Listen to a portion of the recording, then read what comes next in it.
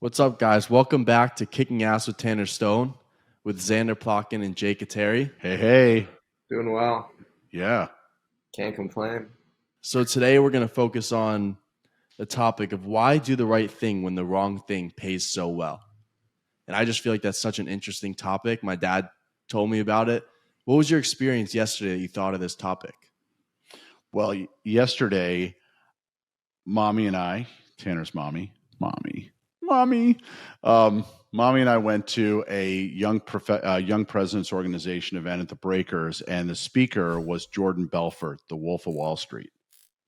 And his theme was redemption, saying how you can go from doing all these horrible things and redeem himself to be a better person, saying that he is a better person and how he did that.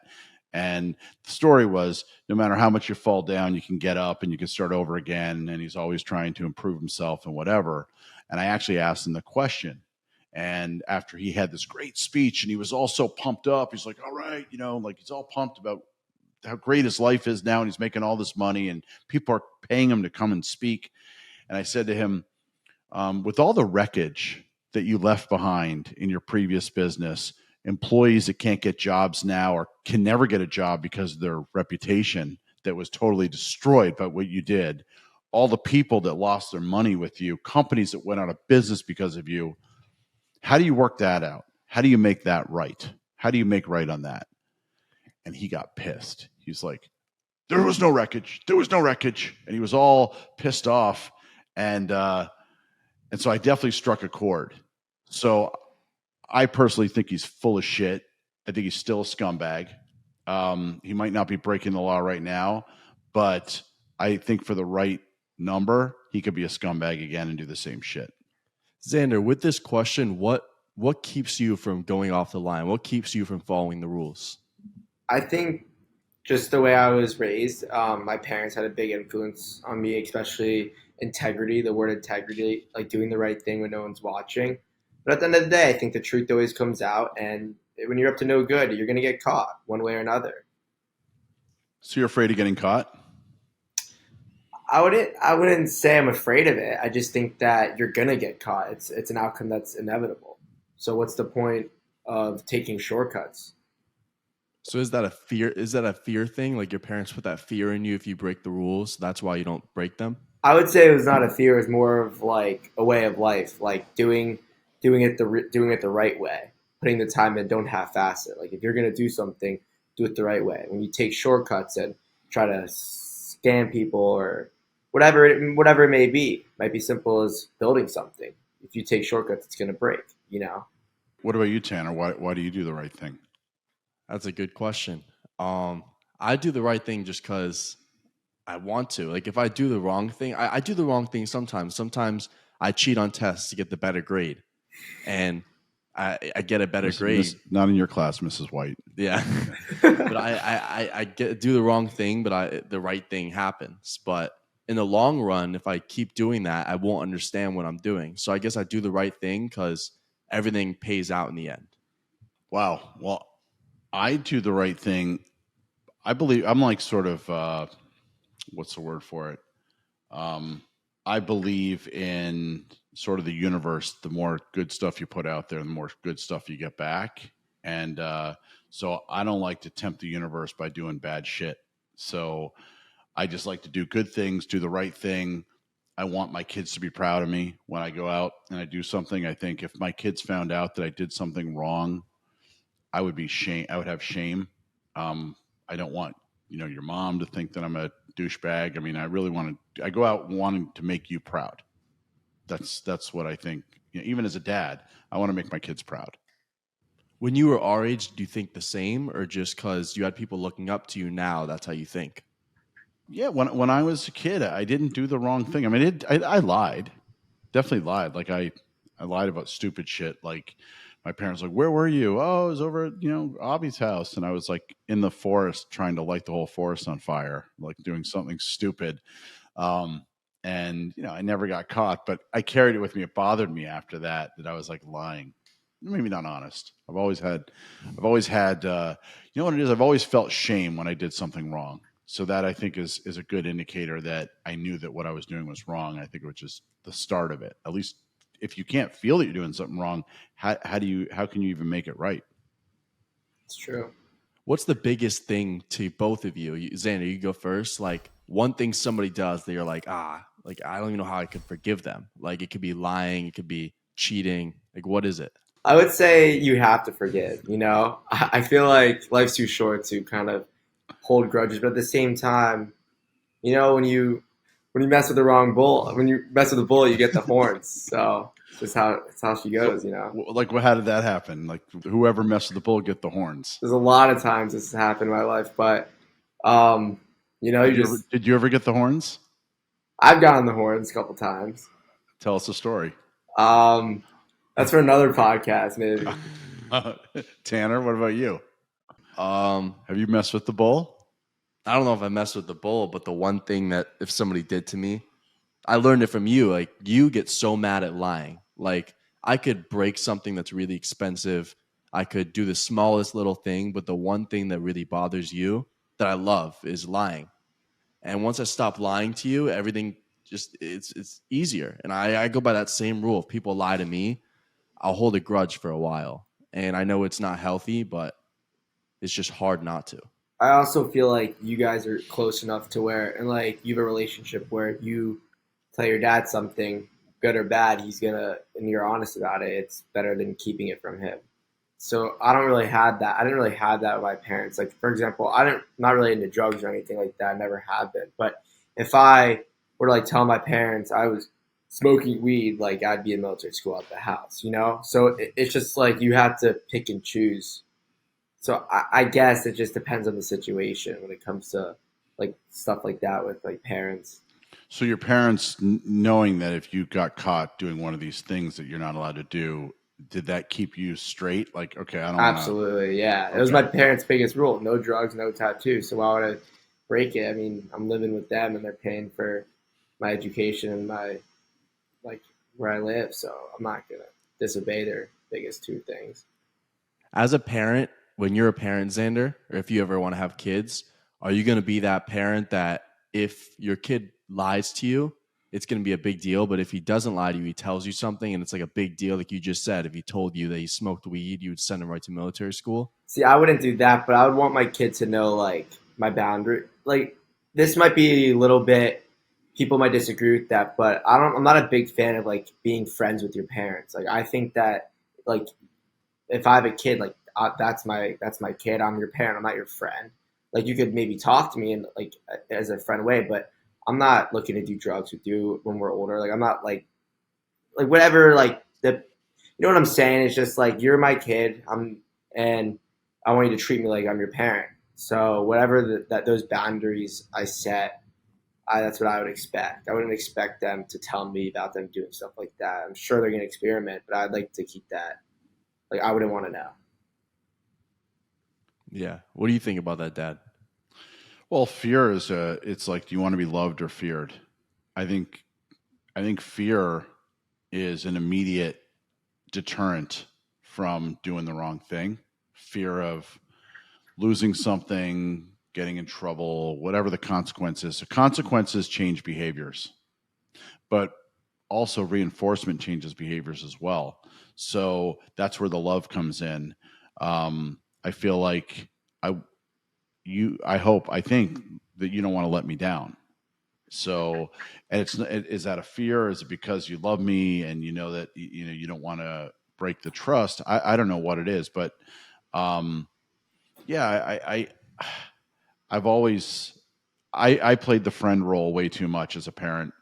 I think, especially with your older brother, I wanted to be his friend. I wanted to be buddies with him, and I agree with Xander. It's not the way to go. It doesn't work. So, So, have you guys heard of Sam Bankman-Fried? You ever heard of that guy? No. So he had this. What's it called? It was like a cryptocurrency platform or whatever. People lost like hundreds of millions, if not billions of dollars. And this guy acted like he was like all that. And let me just pull it up here. Sam Bankman-Fried. Sam. Oh, my big fat thumbs. There it is. So this guy had a company called SB. It was called SBF, FTX. So he actually named the arena after him. I think the arena where the Miami Heat were playing was called FTX Arena. Did you hear about that? You know what I'm talking about? So this guy, 31 years old, starts this company, and it's all bullshit. And he's acting like he's a billionaire, and he's putting his name on the arena, and he's doing all this crazy shit. It ends up, it was all a lie. He stole all the money from people. I mean, his platform was bullshit. The platform worked, but he was like taking people's money and like putting it out in different investments, acting like he was Elon Musk when he was a poser. And now the dude's like going to jail. And It comes I mean, full circle. yeah, no, it's great. I mean, it really shows people you can't get away with that shit. But there are people that do get away with that shit, and that's a frustrating part. But for how long? Like, who is anybody above the law? Well, so let's think of New York. Okay, I think that New York is a freaking disaster. Chicago, freaking disaster, right? I mean, the city of Chicago. There's people shooting each other on the South Side. You're stealing stuff. No one's getting arrested for it. Homeless people everywhere. So in New York, as long as you steal something under $990, under $1,000, it's a no bail arrest. You get arrested and you come right back out. Yeah. Now that tells people go ahead and steal. Like, why not? There's no consequences.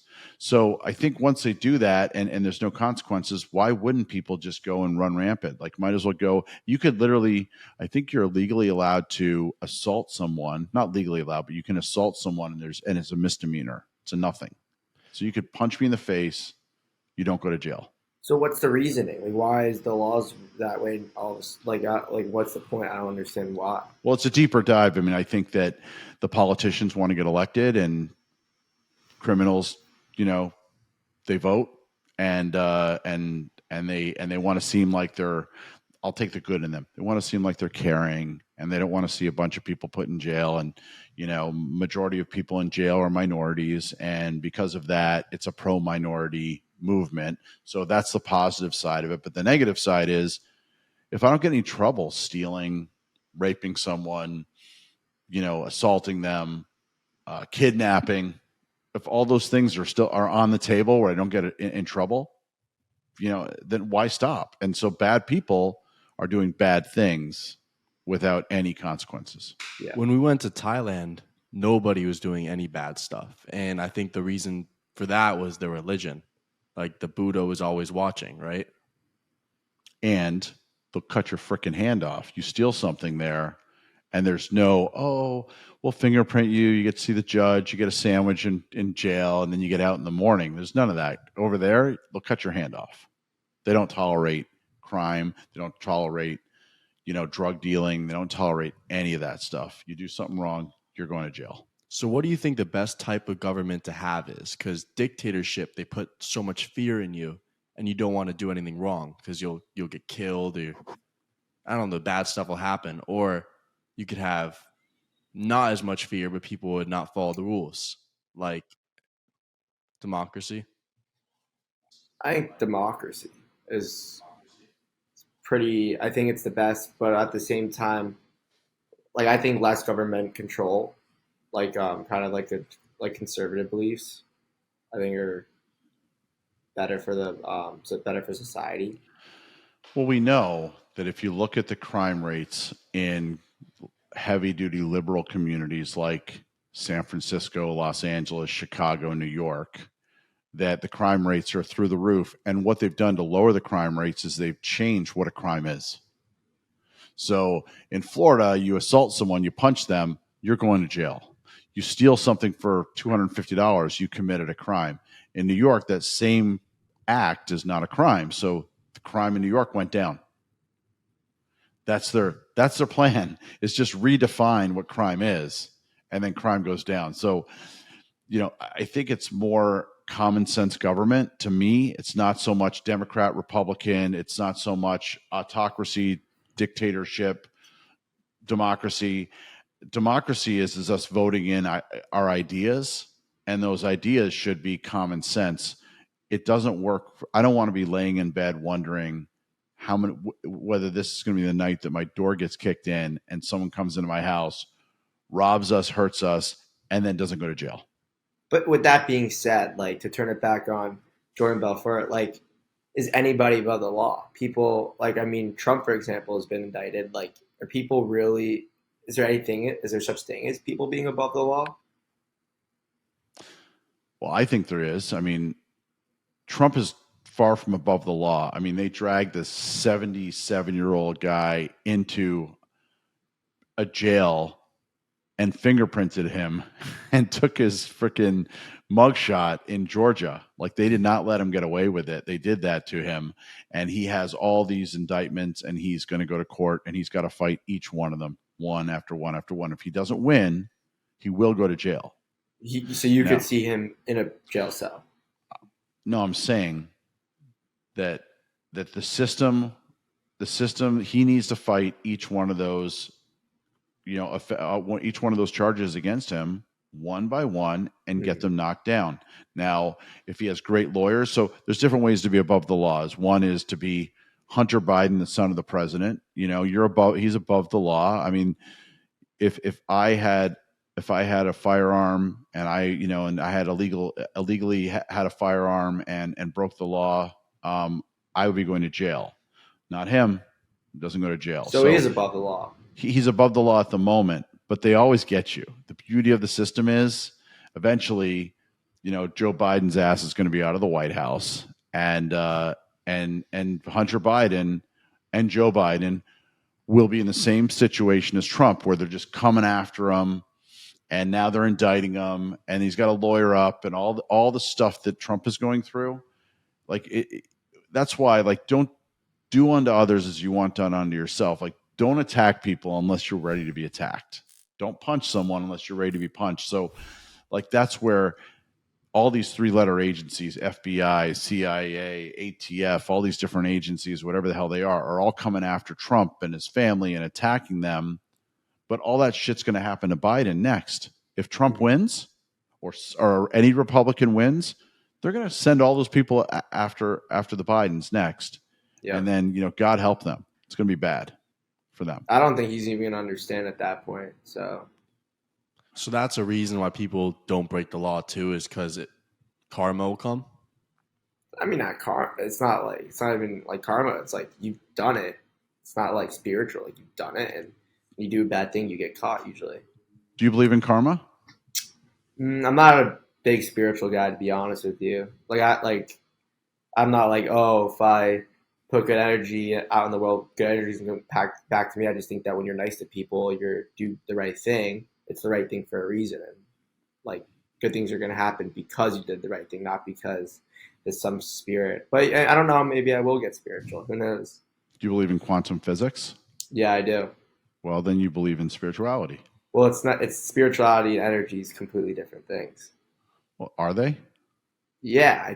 For another show. I'm not too well versed in quantum mechanics, but I have a friend on the hockey team, physics, but I have a friend on the hockey team who's studying that, so he'd be a cool guy to get on. No, I think, look, it is, they've done this. If you took a plant and you told the plant how, in a nice voice, oh, you're a beautiful plant, you're such a good plant, you're the best plant, I love you, plant. And then the other plant, you play, heavy metal music and you tell them it's ugly, I freaking hate you, you're stupid, and you throw all this negativity at it, the plant that has the positive energy will grow faster. This is proven than the plant that's getting screamed at and having that negative energy around it. So just like a child, if you treat a child and you say nice things to it, the child is going to grow up way more, better developed than a child that if you're telling him you're a piece of shit, I hate you, you suck, you're the worst at everything, it might build resilience or he'll just kill himself, right? But here's what I'd say to that study. I have to look into it, but with all that music going around, that's another variable that could have affected the growth, intermolecularly. That's something that you don't know. The sound waves could affect something. I don't know. It just sounds too good. But if you played classical music, then the plant would grow faster. I mean, what if the sound waves for the classical music are not as intense as the sound waves for the heavy metal? It could be. It could be. I'm just saying that they've done these studies and positivity. I mean, do you like to surround yourself with negative people or positive people? I only surround myself with positive people Why? because I like being around people that make me feel good and vice versa. Tanner, you like positive people? Yeah, like you said in the other episode, you have to surround yourself around people you want to learn from and grow. So No. yeah. Yeah. No, I think it's I just try to I hate negativity. Like the negative energy is so bad. But back to I'll tell you guys a quick story. You know, I invested about a year ago in a friend of mine, a friend of a friend, so who became a friend of mine, introduced me to this foreign exchange trading platform. And I invested in it because I trusted him. And he told me all these wonderful things, and the platform's so amazing, and everyone's making so much money. I remember this. And I lost all my money, all of it, gone. It's But a didn't he Ponzi own the scheme. company? He's he's the COO. I'm suing him now. He basically went radio silent. This was a friend that I've known for over 10 years. He just went radio silent. And I'm hoping that he's going to get his. I'm hoping that karma is going to punch him in the face. But, I'm going to try to help karma with the lawsuit. But the reality of it is that there's one of these situations, and he's driving around, and he's got a brand new Mercedes. He's got an Aston Martin.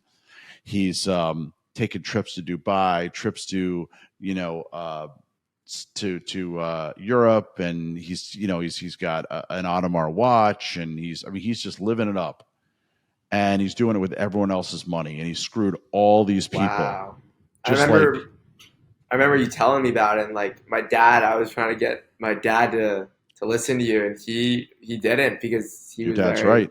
He was he was a little skeptical. Yeah, he's right. He's right. I mean, I would never try to. For me, I was telling your dad because I didn't want to keep a secret of something that I was doing that was really great. Because you're a good That's friend. why, Exactly. because that's who I am. But this other guy, he was bringing everyone in to steal their money, and his name's he's a piece of shit. So I just thought I would tell you guys. If you're got anyone who watches the show, if you hear that name, run. Don't invest in. Don't give them your money unless it's a little bit. Then if you want to take the risk, go for it. But only your friends can fuck you and your family because you trust automatically as the friend you trust. You have whatever. So really, it's kind of scary. You kind of have to watch out even for friends because I let my guard down because he was my friend. So that's one of those situations. There he is. He stole millions and millions of dollars of people's money, and he's living it up and acting like he's actually somebody like this Sam Bankman-Fried and like the Wolf of Wall Street stealing people's money. Ultimately, that's another thing. It brings back to our point, like doing what's right. Like the things that people will do for money, it kind of gets to a whole nother level. It's actually pretty sad because we spoke about that, about success and kind of what that means to you, and money wasn't really a big factor in anybody's idea of success. It was more of just like what you see in what you see your life to be. Yeah, like you said, if you perceive it, you achieve it. That was that's Mike Bisping, baby. Yeah, but just be careful out there because people are shit a lot of the time, and they'll try to get us to do things that we shouldn't do. And greed is a huge factor. Like I was just greedy. I just want to make money, and I didn't do anything illegal. I just took our hard-earned money and I gave it to this guy, and and he screwed us. And people do that all the time. And hopefully, I think the system does work. I mean, that's a good part about democracy is our government, the FBI, whoever it is, they go after these people. I mean, Madoff, he went to jail. He stole a lot of money, but he went to jail. Jordan Belfort went to jail. Sam Bankman-Fried, jail. Epstein, jail. Oh, I don't know. That's another thing. Like he was able to spend like his days or like nights outside of jail. Like, so he was above the law. So basically we're teaching people like you get put in jail, but you get to like hang out. It's just so fucked up. Like when someone does something like that's the whole thing. Like with our kids, when you ground a kid, ground them. Don't let them off early. If you say 2 days grounded, it's 2 days. If you say the car is getting taken away for a week, follow through, because if you don't, then your kid learns that he's never going to follow through. I can get away with this. I'll do whatever the hell I want. And that's how you build, a shitty person and it's the parents' fault for not following through. It's the government's fault. Yeah. My mom would take my phone away, like all my siblings, when she would take it away, it'd be for a week. For me, one time she took it away for 8 months, and it was actually 8 months. 8 months, sixth to seventh grade, that whole year, I didn't have my phone. Shit, that's why you didn't call me. I was like wondering why you didn't call me. Oh, it was insane. I didn't think she was serious, but yeah. You have an iPad for a backup or anything? Oh no, that was in sixth to seventh. I just got a Tell phone. the truth. You got a burner phone. You got a burner phone. Not. That was my first phone though. That was from sixth grade to seventh grade. It was my first phone. I think I made my babysitter quit on accident.